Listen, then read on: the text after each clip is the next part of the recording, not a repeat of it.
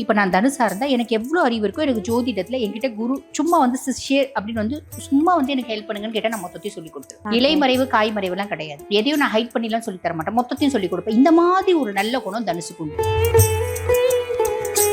இந்த குரு பயிற்சி ஆன உடனே ஃபர்ஸ்ட் பெனிஃபிட் என்ன அப்படின்னு, குருவோட பார்வை சனி மேடப்படுது. அங்க அர்த்தாஷ்டம சனியாவே இருந்தாலும் அவர் நல்லிஃபை ஆயிட போறாரு, அமைதி ஆயிட போறாரு. குரு பகவான் என்ன பாவத்துல போய் உட்கார்றாரு அப்படின்னா அஷ்டமஸ்தானம் 8ஆம் பாவத்துல போய் உட்கார்றாரு. 8ஆம் பாவத்துல போய் உட்கார்றாரு, பயப்பட வேண்டாம். பொதுவா வந்து பாத்தீங்கன்னா இந்த 3, 6, 8, 12 எல்லாம் நல்ல பாவங்கள் இல்ல, மறைவு ஸ்தானங்கள் அப்படின்னு சொல்லலாம். இருந்தாலும் 8ல உட்காரும் போது பிளஸ் என்ன,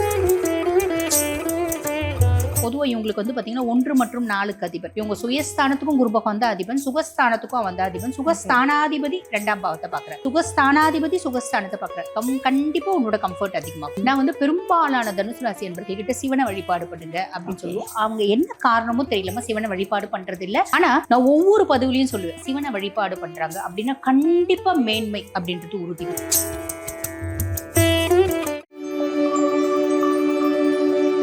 பொதுவாக வந்து பாருங்க, இந்த தனுசு ராசி பர்சனாலிட்டிஸ் ஏறக்குறைய வந்து பாத்தீங்கன்னா இந்த சனி பகவான் பயிற்சியானதுல இருந்து ஒரு விதமான கஷ்டங்களை அனுபவிக்கிறாங்க. பலவிதமான கஷ்டங்கள் அப்படின்னு கூட சொல்லலாம்.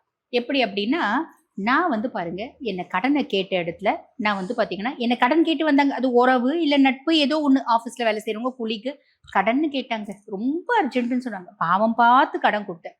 இப்ப நான் எனக்கு அர்ஜென்ட் கொடுங்க கொடுங்க கொடுங்கன்னு கேட்கிறேன், திருப்பி கொடுக்குற பாடே காணும். கொடுக்கறதுக்கான அறிகுறிகளே இல்லை, சாத்தியக்கூறுகளே உங்க முகத்துல இல்லை. ஆனா நான் கடன் வாங்கின இடத்துல நான் ஒரு பெரிய அமௌண்ட்டை கொடுத்துட்டு மாட்டிக்கினேன். ஆனா நான் கடன் வாங்கின இடத்துல அது இன்னும் சின்ன அமௌண்ட் தாங்க. குடு குடு குடு குடுன்னு நீ ஏகப்பட்ட நச்சரிக்கிறான். டெய்லி வீட்டுக்கு வந்து பிரச்சனை பண்றான், கடனை கொடு என்ன பண்றதுன்னே தெரியல, இப்படி சொல்றாங்க நிறைய தனுசு. 2வது வந்து பாத்தீங்கன்னா வேலை செய்யற இடத்துல ஏகப்பட்ட ப்ரெஷர்ஸ். பொதுவாக வந்து தனுசுக்கு வந்து பாத்தீங்கன்னா இது என்ன சொல்லுவாங்க, உபயராசி அப்படிம்பாங்க. ஒரு நல்ல குருனோட ராசி காலபுருஷனுக்கே 9ஆம் பாவம். இவங்களுக்கு வந்து பாத்தீங்கன்னா நல்ல ஆசான் அப்படின்னு சொல்லலாம். எனக்கு எவ்வளோ அறிவு இருக்கோ, இப்போ நான் தனுசா இருந்தா எனக்கு எவ்வளோ அறிவு இருக்கோ எனக்கு ஜோதிடத்துல என்கிட்ட குரு சும்மா வந்து சிஷ்யர் அப்படின்னு வந்து சும்மா வந்து எனக்கு ஹெல்ப் பண்ணுங்கன்னு கேட்டா நான் மொத்தத்தையும் சொல்லி கொடுத்துருவேன். இலைமறைவு காய்மறைவு எல்லாம் கிடையாது. எதையும் நான் ஹைட் பண்ணிலாம் சொல்லி தர மாட்டேன், மொத்தத்தையும் சொல்லி கொடுப்பேன். இந்த மாதிரி ஒரு நல்ல குணம் தனுசுக்கு உண்டு. தனுசுனால அவங்க சார்ந்தவங்க அவங்கள ஏரியால சுத்தி இருக்கவங்க பயனடைவாங்க அப்படின்றது உண்மை. பொதுவா தனுசுக்கு சமுதாயத்துல மரியாதை, மதிப்பு, அந்தஸ்து அப்படின்றது உண்டு. ஆனா குடும்பத்துல பெரும்பாலும் தனுசை யாரும் மதிக்கிறது இல்லை. வெளியே எவ்வளவு மரியாதை இருந்தாலும் வீட்டுல நீ எதுக்கும் பிரயோஜனம் இல்லை அப்படின்ற பேர் தான் வாங்குவாங்க. பிள்ளைங்களாவது இவங்க பேச்சு கேட்காது பெரும்பாலும். ஏன்னா இந்த கார்னர் ராசி, அதனால குடும்பம் அப்படின்னும் போது இவங்களுக்கு ஒரு query இருக்கு. ஆனா சமுதாயத்துல மதிப்பு, மரியாதை எல்லாமே இருக்கக்கூடிய பர்சனாலிட்டிஸ். இப்படிப்பட்ட பர்சனாலிட்டிஸ் வந்து பாருங்க ஒரு கன்சர்ன்ல வேலை செய்யறாங்க அப்படின்னா பெரும்பாலும் இவங்களுக்கு மேல இருக்க ஹையர் அஃபிஷியல் இவங்களை விட புத்தி கம்மியா இருக்கும். ஏனம்மா இவங்க குருனோட ராசி அப்படின்னா நல்ல இன்டெப்த் ஆஃப் நாலேஜை கேதர் பண்ணிப்பாங்க. இவங்களுக்கு என்ன தோணும்னா, ஐயோ நம்மளுக்கு அறிவுலையும் இவன் இது இல்லை, திறமையிலும் இல்லை, இவன் சொல்றதை செய்ய வேண்டியிருக்கு அப்படின்ற ஒரு கஷ்டம் இருக்கும். அதுவும் இந்த காலகட்டம் அந்த ஹையர் அஃபிஷியலோட டார்கெட்டே இவங்க தான் இருப்பாங்க. அதனால ரொம்ப வந்து இவங்களை இரிட்டேட் பண்றதுனால வேற வழி இல்லாம இஎம்ஐ கட்டணுமேனு வேலைக்கு போற தனுசும் உண்டு, வேலை வேண்டாம் தூக்கி போட்டு வந்த தனுசும் உண்டு.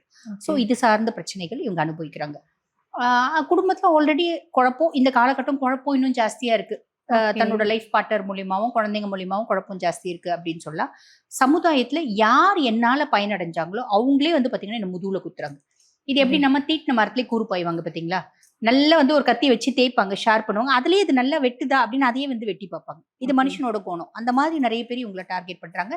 இவங்களால பலன் அடைஞ்சவங்க அப்படின்னு சொல்லலாம். ஹெல்த் இஷ்யூஸ் நிறைய வந்துருச்சுமா நிறைய தனுசுக்கு.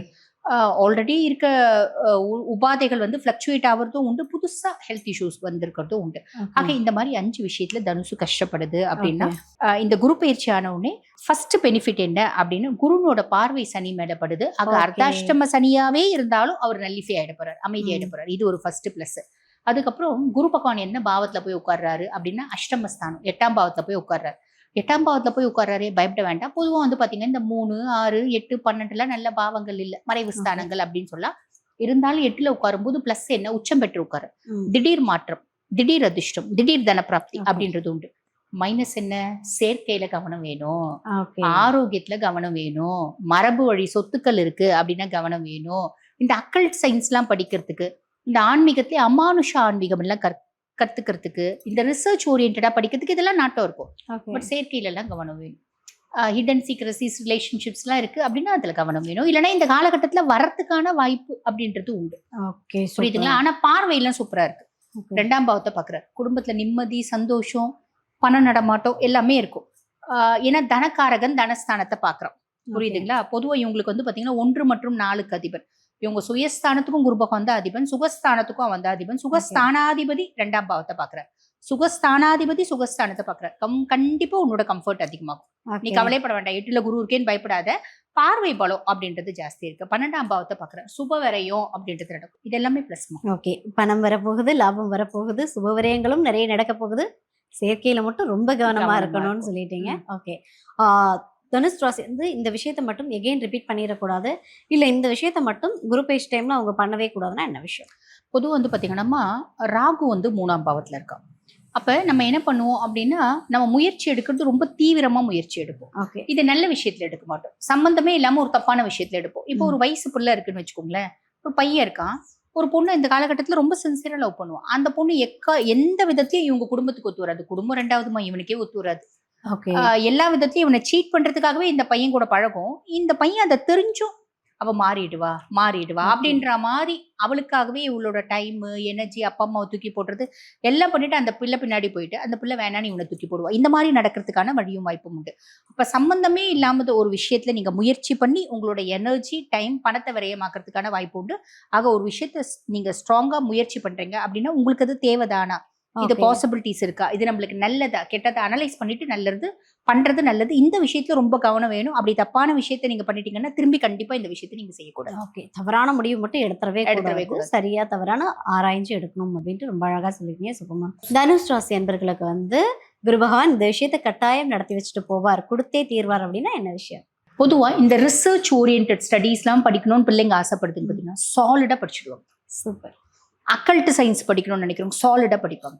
கண்டிப்பா கொடுப்பார். அந்த மாதிரி ஃபீல்ட்ல எல்லாம் இருக்கவங்க அது படிக்கணும்னு ஆசைப்படுறவங்க சாலிடா படிச்சுக்கோங்க. ரிசர்ச் ஓரியன்ட் எஜுகேஷன் எல்லாத்தையுமே கண்டிப்பா கொடுத்துட்டு போவாருன்றீங்க. ஓகேமா. தனுஷ் ராசி என்பர்கள் வழிபடக்கூடிய தெய்வம் தனுசு அப்படின்னாலே சிவதனுசுமா. நாங்க சொல்றது தனுசுனாலே சிவதனுசுன்னு தான் சொல்லுவோம். நான் வந்து பெரும்பாலான தனுசு ராசி என்பர்கள் கிட்ட சிவனை வழிபாடு பண்ணுங்க அப்படின்னு சொல்லுவோம். அவங்க என்ன காரணமும் தெரியலமா சிவனை வழிபாடு பண்றது இல்ல. ஆனா நான் ஒவ்வொரு பதிவுலையும் சொல்லுவேன், எந்த பதிவு பேசினாலும் தனுசா நீங்க சிவதனுசு அப்படின்னு தான் நாங்க சொல்லுவோம். சிவனை வழிபாடு பண்ணுங்க ரிப்பீட்டடா சொல்லுவேன். அது எதனால நம்ம சிவனை வழிபாடு பண்றாங்க அப்படின்னா கண்டிப்பா மேன்மை அப்படின்றது உறுதிமா. Okay, super. தனுசுக்கு வந்து சிவ வழிபாடு தாராளமான நிறைய விஷயங்களை கொடுக்க போகுது, நிறைய மேன்மையை கொடுக்க போகுதுன்ட்டு ரொம்ப அழகா சொல்லியிருக்கீங்க. அற்புதமான பலன்கள் கொடுத்துருக்கீங்கம்மா. தேங்க்யூம்மா. தேங்க்யூ.